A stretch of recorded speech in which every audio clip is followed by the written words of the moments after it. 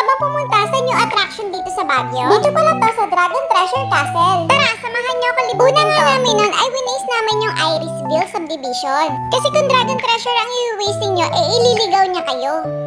Pagdating nga dito ay pinagbayad kami ng 165 pesos each kahit may bata kaming kasama. At 50 pesos parking para sa SUV namin sasakyan. Malaki ang waiting area nila at meron din pagkain na enjoy ko nga tong ice cream. Si baby nga habang nag-aantay ay nagpapakain na lang ng rabbit dito.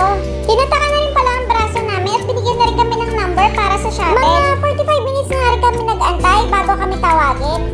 Saglit lang naman ang biyahe, siguro mga 5 to 10 minutes nandun ka na. At ito nga ang bubungad sa inyo yung hagdanan papasok dun sa castle. Mukha namang maganda pagpasok mo para mag-i-enjoy ka sa loob. Kaso pag-akyat ko sa taas eh hanggang dito na lang pala.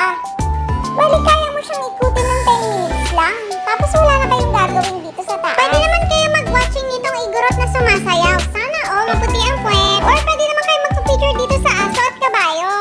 Overall okay naman pero babalik ako dito kapag buo na talaga siya.